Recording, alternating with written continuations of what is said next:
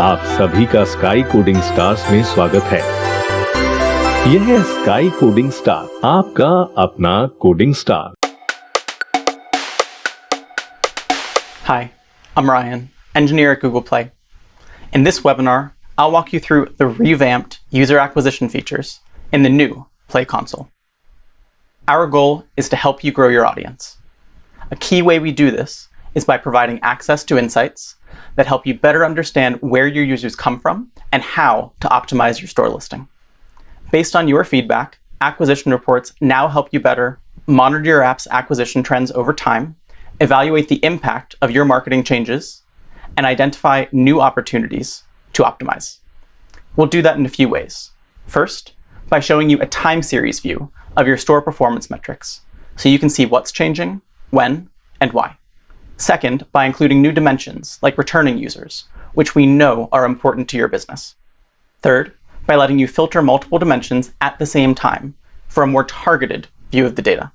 And finally, by extending peer comparison benchmarks to all of your traffic, so you can identify more marketing opportunities. In this webinar, I'll show you how to use these features and more to make the most of the new acquisition reports in Google Play Console. Timestamps are included in the video description if you want to jump ahead.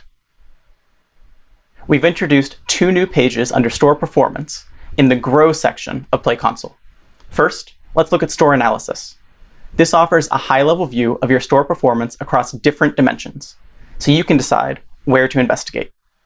To better help you monitor your store listings performance over time, we present your app store listing acquisitions in a time series view, so you don't need to toggle between cohorts like in the classic report.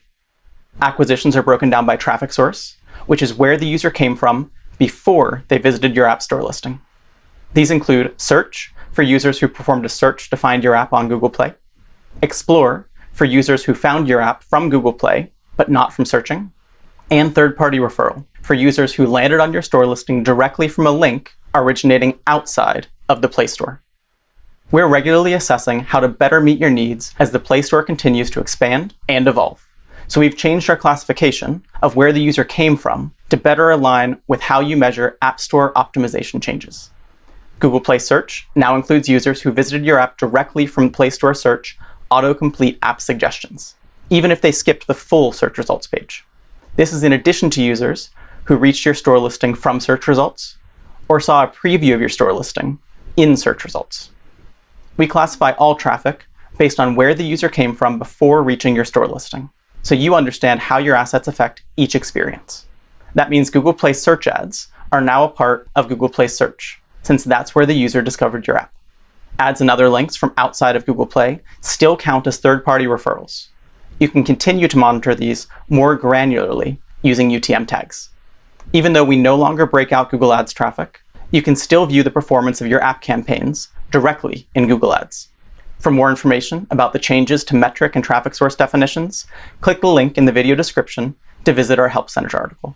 You can also click the Learn More button in Play Console for more useful resources. Next, let's focus on the updated metrics: store listing visitors, acquisitions, and conversion rate.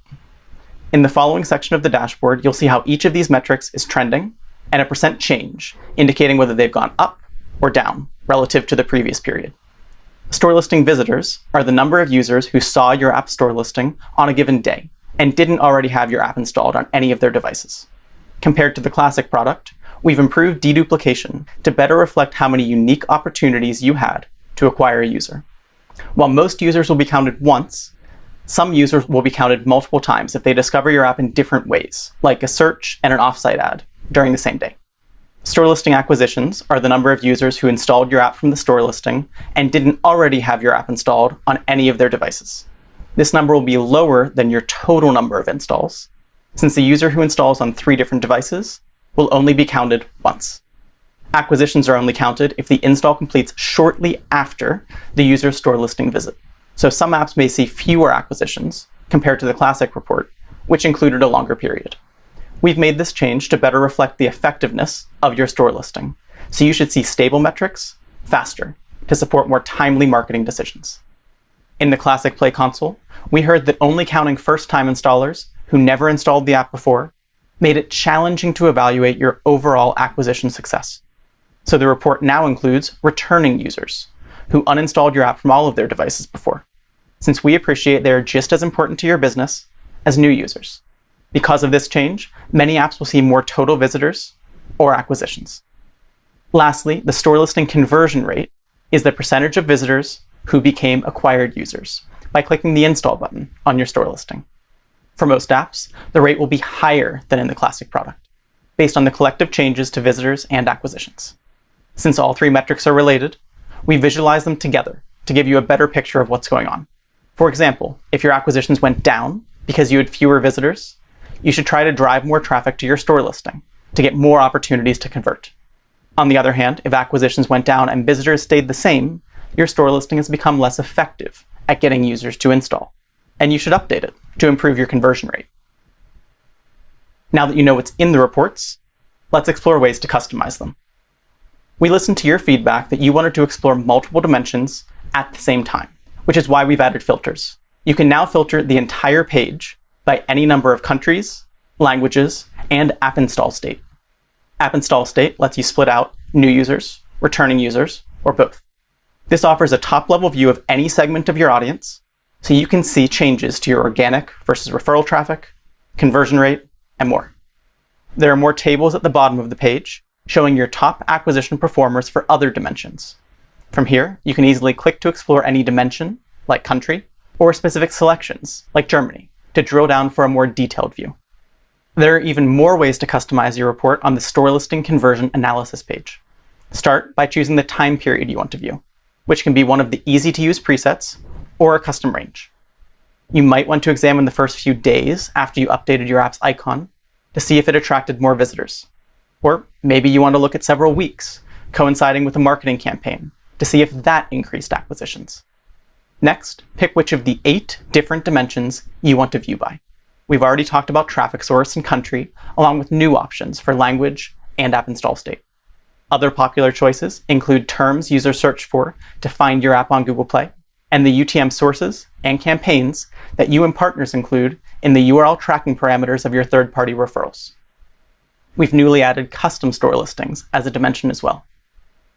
Once you've decided on a dimension, you can select up to 10 different values to plot in the charts below. For example, you might want to plot a few of your top search terms.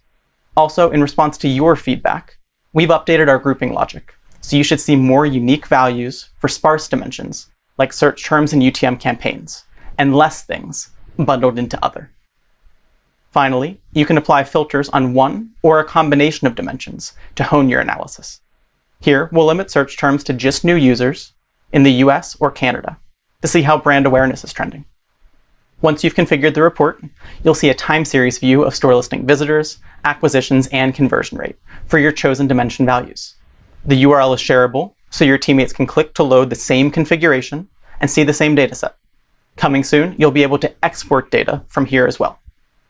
At the bottom of the page, there's a summary table for your selected period, with a sum of daily visitors, acquisitions, and your app's weighted average conversion rate.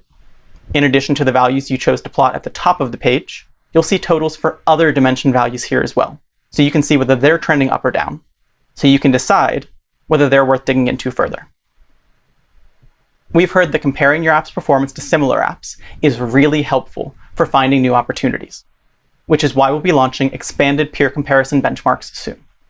These comparisons highlight where your app store listing is doing better than your peers and where you still have room for improvement, which is particularly useful when prioritizing which marketing strategies to employ next.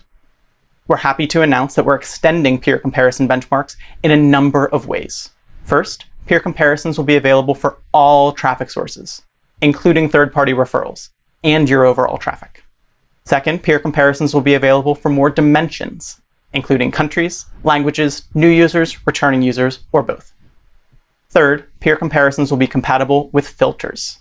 This means you could compare your search, explore, and referral performance when filtering to only new users in one particular country. We are also adding peer comparisons to the new charts, so you can monitor how they change over time. This can help you understand whether shifts have affected the whole ecosystem or are specific to your app and worth investigating. Last year, we introduced over 150 smaller curated groups of apps and games that you can choose from for more specific topics, and are continuing to update these over time.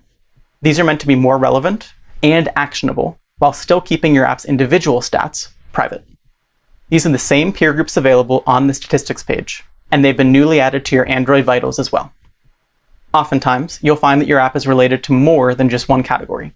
That's why we let you see peer comparisons for all of them. For example, if you have a fitness app, which also prominently features music, you could look at both category benchmarks. Visit the store settings page and Grow Store Presence to learn more about what tags are available, and tell us which best describe your app's content so that we can give you better recommendations. There are several other Play Console tools that you can use to optimize your store listing based on the insights that you draw from the reports. If your app has a low conversion rate in certain languages, consider using Play Console's translation service, or adding custom localizations to your store listing. Then, you can use the acquisition report's language dimension to see if your conversion rate improved. If your app has a large number of visitors in certain countries, consider creating a custom store listing, where you can tailor your text, screenshots, and videos for different interests or holidays. Then, you can use the acquisition report's store listing dimension to measure how they're doing, and decide if you want to make changes or add new targeting options. When you have an idea for a change, we encourage you to start with store listing experiments. The updated step-by-step flow lets you gradually configure changes to the assets that are seen here, and only test them on a subset of users who visit your store listing. You provide the assets, and we do the analysis for you. The results are updated every few hours, and you can opt in to email notifications to be alerted when we've seen enough to recommend a winner. You can wait to apply the changes to all users until you're confident that you'll see an improvement. There are some tips and tricks for making the most of SLE in the developer guide. You can find a link in the video description below. For games in particular, the most prominent assets are your icons, screenshots, and videos. So consider trying these first. To get the clearest results, test just a single asset at a time. If you adjust too many things at once, you won't know what actually drove the change in acquisitions. Test for at least one full week to include weekday and weekend performance. When you have a new version that seems to be working, promote that one to be your new store listing, but keep the original as a small experiment to ensure that the new one is still performing better. Finally, let's take a look at some of the other statistics pages that continue to be relevant for monitoring your acquisition.